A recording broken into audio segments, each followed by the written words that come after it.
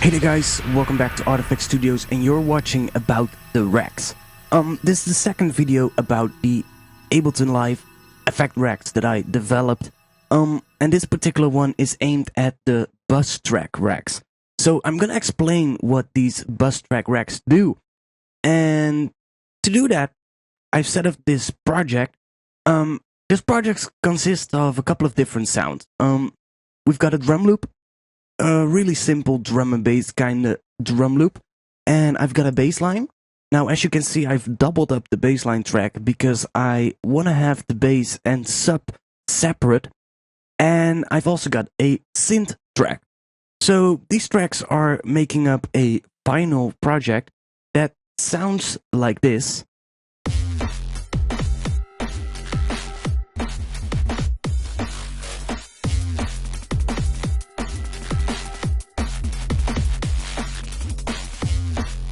So it's really simple, really generic drum and bass kind of stuff. Let's get started with the drums. For the drums track, I developed a rack called Drum Bus. When you load up Drum Bus, it looks like this. You can see I've got 4 different macro controls. The first one is gonna apply some compression to the drum loop. So if I'm gonna add in that compression,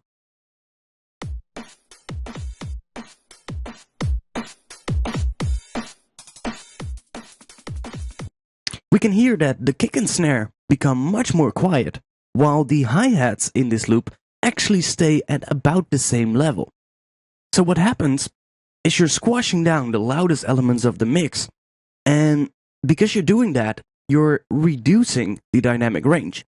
Now, as soon as I bring up that volume to make up for the lost volume,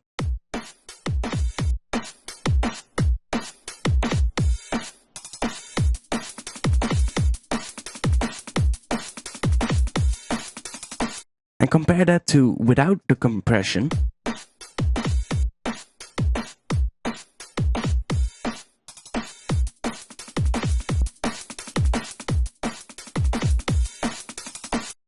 the kick and snare become just a tiny bit louder, but the hi-hats in this loop become much more defined and much more up close. So that's a great little tool. I've also added the saturation stage, and the cool thing about the saturation is that the saturation is at the end of the chain. So what that saturation does is gonna add some extra harmonics, which will help to make everything sound a little bit fuller, a little bit punchier, or a little bit fatter, I need to say. But because that saturator is at the end of the chain, and that saturator also works like a limiter, so even though I might add more volume back in than I need to, and without that saturation it would then exceed 0 dB, that saturator will kick in and actually limit the signal to 0 dB. So we can really drive this particular one, and I can show you. Let's turn the volume back to 0. Got a really quiet loop, and I'm gonna add in that saturation.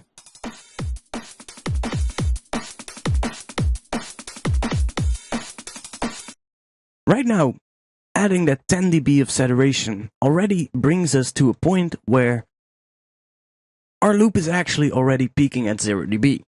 But I can still crank up the volume, and what that's gonna do, it's actually going to drive the saturator even harder.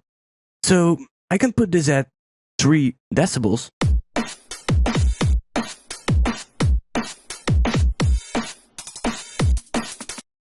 And I can back down the saturation a little bit.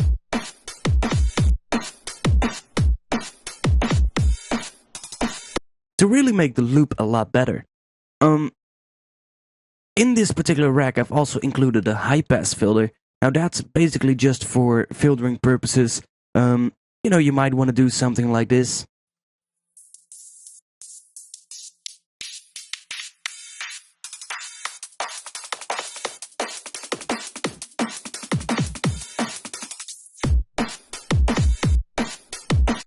Really convenient, and it's really great. Next, let's go to the bass track. For the bass track, I've developed a bass bus rack. This one is a tiny little bit different. it still has that compression stage, so that's the bass. Add in the compression, and we're gonna lose that volume again. It also has the saturation, so I can crank that up, and I can then even crank it further by using the volume.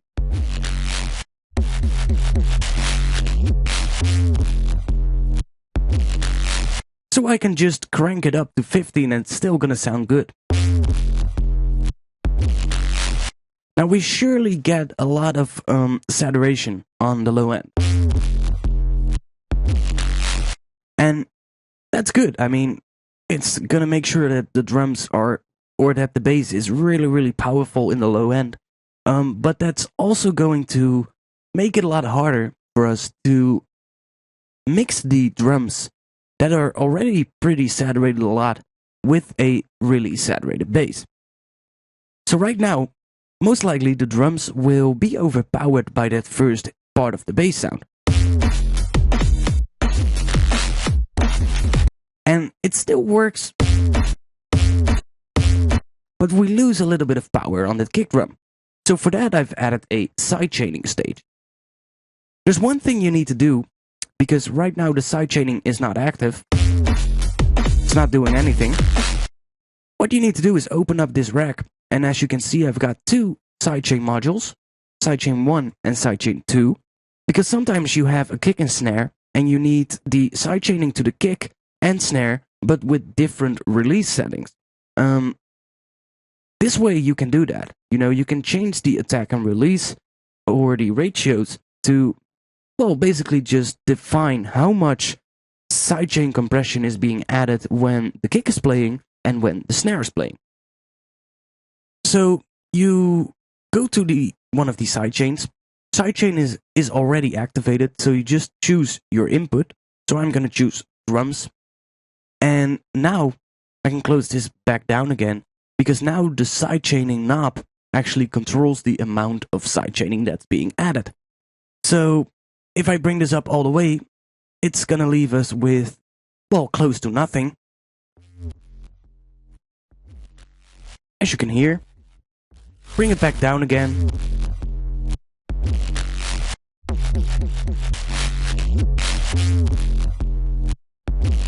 Just a tiny little bit is most of the time enough.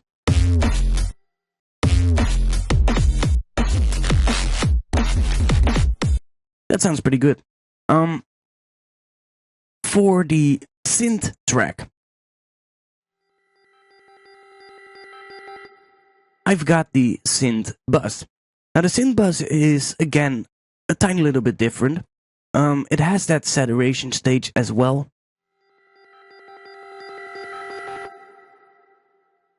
It doesn't have a compression stage, because on synths, I find that the compression really requires a lot of work. You know, since compressing synths, you really need to pay attention to what kind of compression you're using.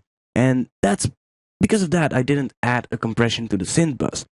That saturation, though, is gonna, well, basically just work in a pretty similar way.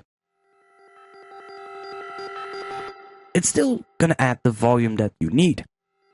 I've also added two EQing knobs. I've got a treble knob, with which you can basically add or take out some of the higher frequencies. And I've got a low knob to eliminate all low frequencies.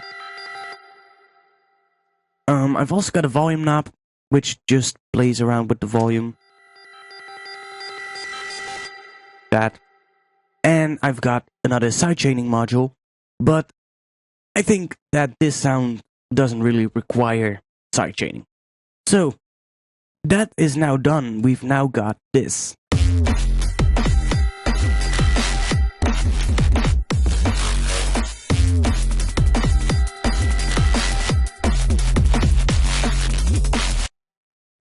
Now, I can actually combine this with some of the other racks that I created. For instance, I can use the Distortify rack to basically just change it up a little bit. I can add the distortify to the drums to, well, basically color the drums a little bit, give them a little bit of a different kind of feeling. The amp is totally gonna, well, squash and totally gonna destroy your drums, so be really careful with that one.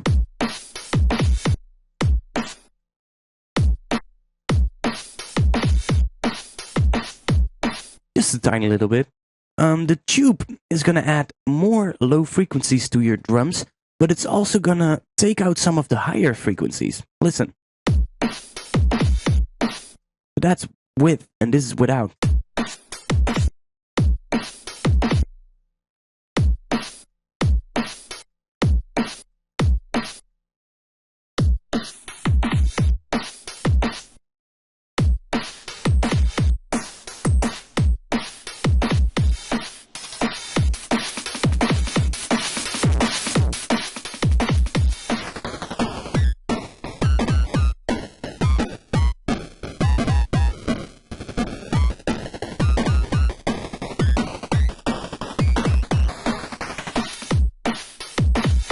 So you could really hear how that crush actually sounds pretty dope on a drum loop, and you could actually really create some interesting effects with it.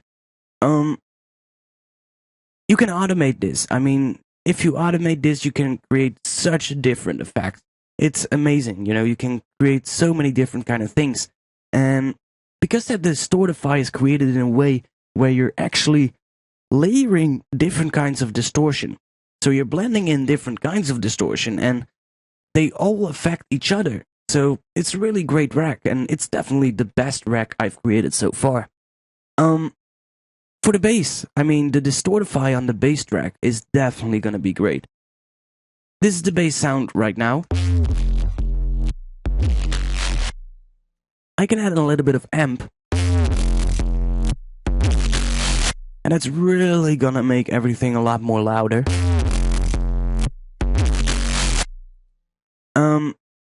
Same for the tube.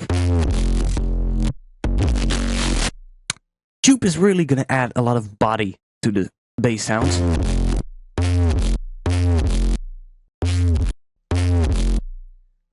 The highs, they add really crispy high end. The drive is gonna totally destroy this. And it doesn't really sound that bad, to be quite honest. I mean, sure, we lose a lot of the sub right now, but the bass itself became really gritty. I mean, this is without. And we turn that into this. So you can really hear how that changes the overall character of the bass. And it's really great. Crush, I don't really use it too much on bass. Sometimes, you know.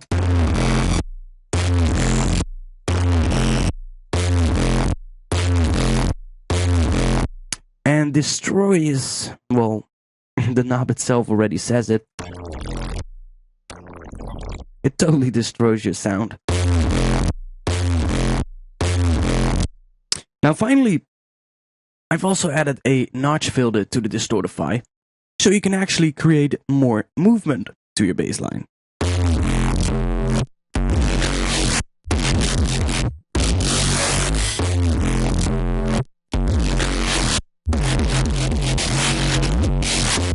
So let's put in some automation on that knob.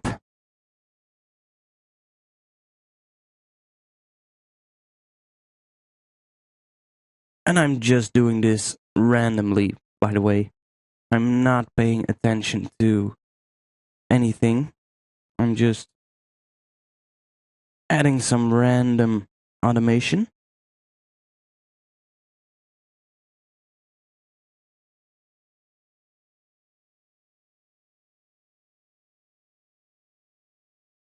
Like that.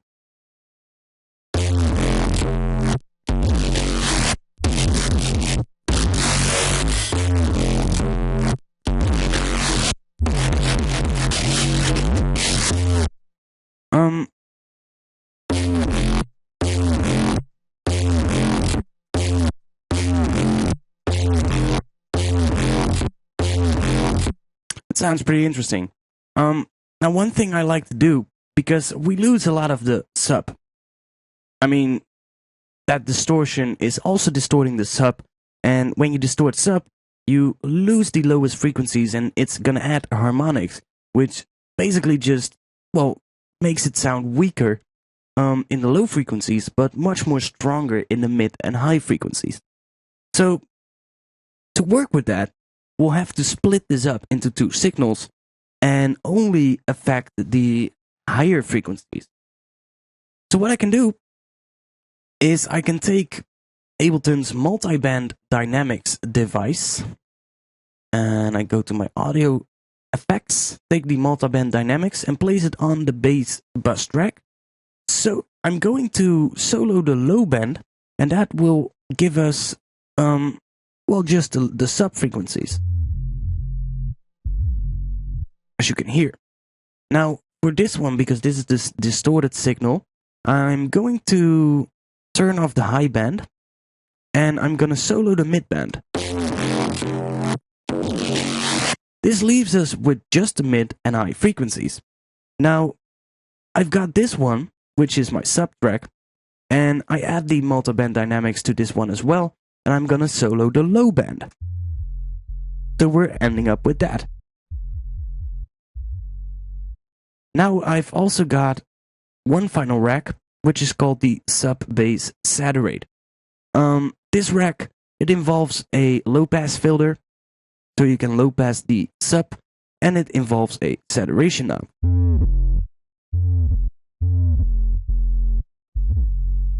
So that results in this now. So we still get that fatness of the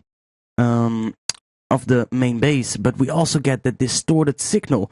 So that's pretty damn interesting. I really think it sounds pretty well. So combined with the drums and the synth, we now get this.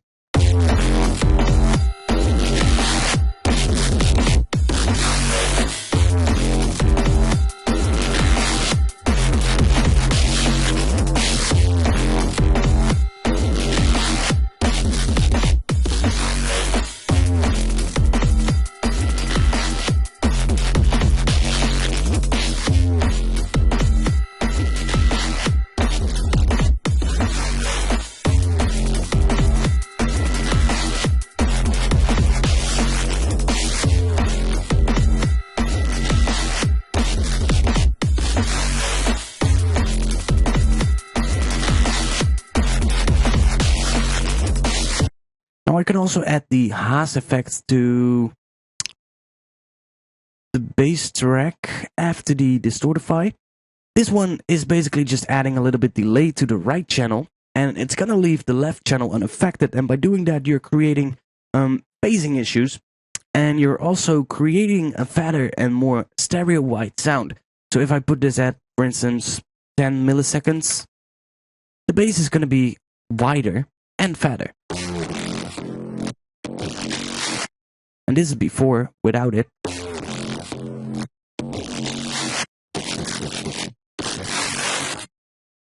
And with sub.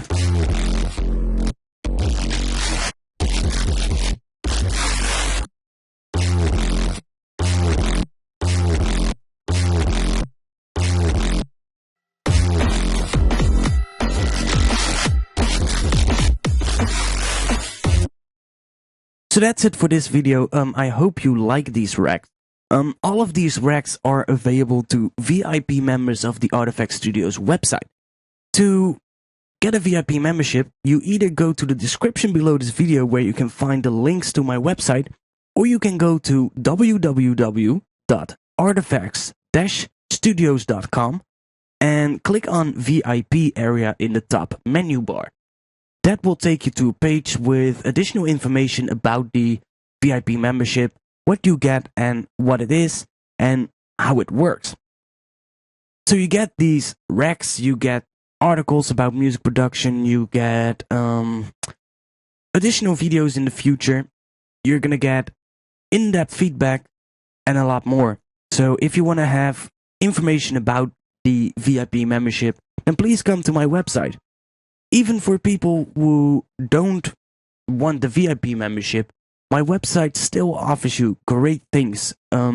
Also, as a free member, you can still get access to the forum where you can talk about other people about music production, and you can ask all your questions to me.